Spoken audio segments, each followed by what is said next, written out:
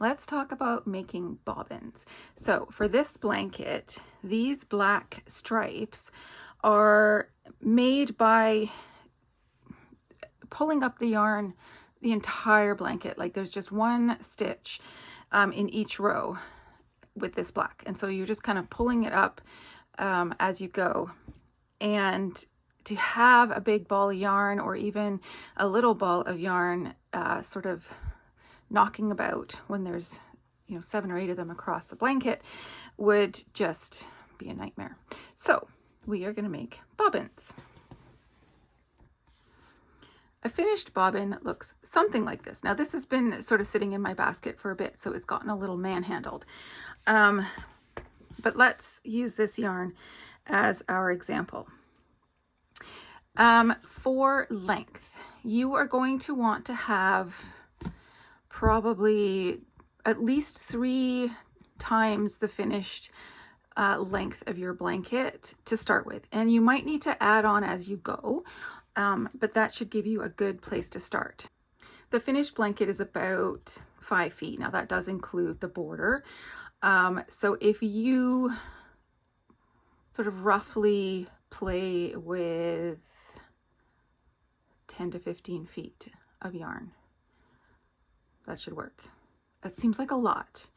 So if I undo this bobbin and I take out my tape measure,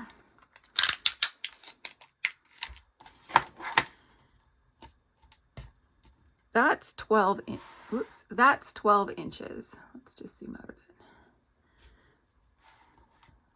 Okay, that's 12 inches.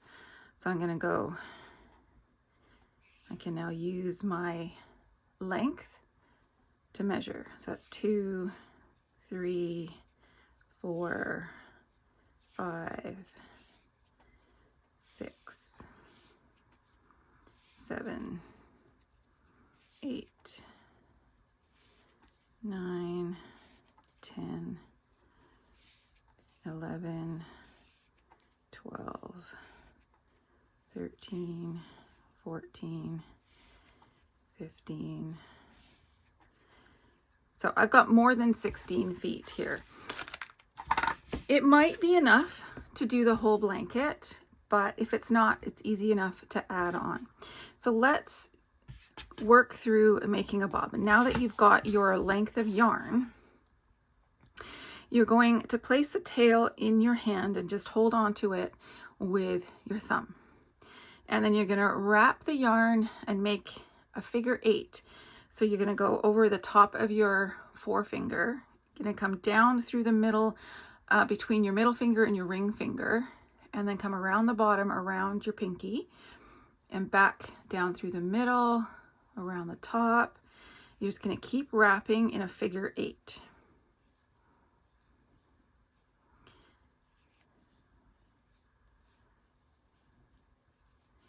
And you're just going to do this until your entire length, well, almost your entire length, is around your fingers.